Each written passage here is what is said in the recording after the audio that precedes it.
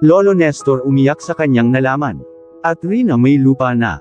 Isang mapagpalang araw sa inyong lahat mga kalingap, sanay hindi nyo po makalimutan na mag-like sa video na ito. At paunawa tapusin muna ang kabuuhan ng video na ito mga kalingap at para malaman ang nilalaman nito.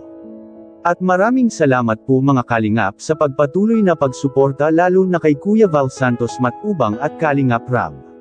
Rina ang nag-iisang prinsesa ng Team Kalingap ay magkakaroon na pala ng sariling bahay. At ito rin kaya ang dahilan sa pag-iyak ni Lolo Nestor. Yan ang sama-sama nating malalaman mamaya mga kalingap. Naging usap-usapan nga noon ang patungkol kay Rina mga kalingap dahil sa kanyang kondisyon. Dahil sa kanyang sakit na hindi magawang malunasan at pabalik-balik lang ang sakit niya noong siya pa ay nasa mga kamay ni Lolo Nestor. At ngayon na si Rina mga kalingap ay nasa pangangalaga na ni Kalingap Roda at sa Team Kalingap ay talaga namang si Rina ay malaki na ang naging improvement nito mga kalingap. At kaya napagpasyahan na si Rina ay pansamantalang pinapatira ni Kalingap Rab kasama si Kalingap Roda.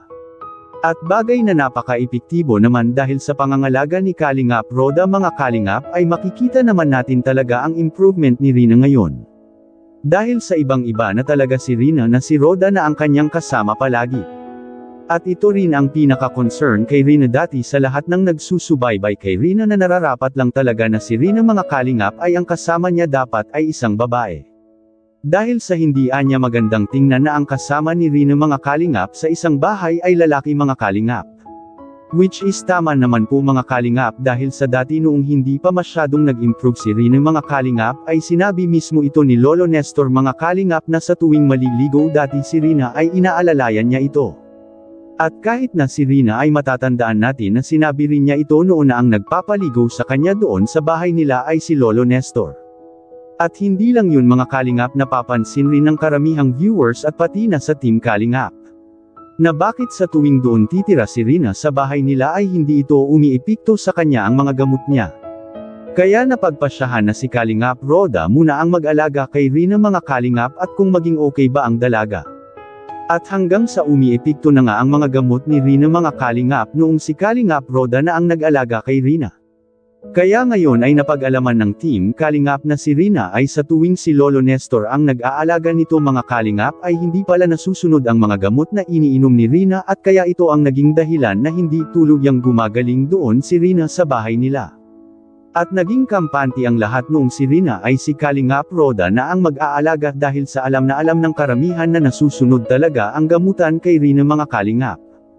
At hindi nga nagkamali ang nagsuggest noon at sa malaking naitulong para kay Rina noon dahil sa ang gusto nila na malayo si Rina kay Lolo Nestor at para masusubaybayan ang gamutan nito. At Lolo Nestor umiyak sa nalaman niya ano kaya ito. Mga kalingap, yan ang malalaman na natin ngayon mga kalingap. Nalungkot si Lolo Nestor mga kalingap dahil si Rina ay papagawaan na ng sariling bahay. At posibleng hindi na uuwi si Rina doon sa dating bahay nila mga kalingap dahil may sarili na itong bahay. At maalala natin kay Lolo Nestor mga kalingap noong nakaraang binisita si Lolo Nestor ng K-Boys mga kalingap ay aminado siya sa kanyang sarili na sobrang na-miss na niya si Rina.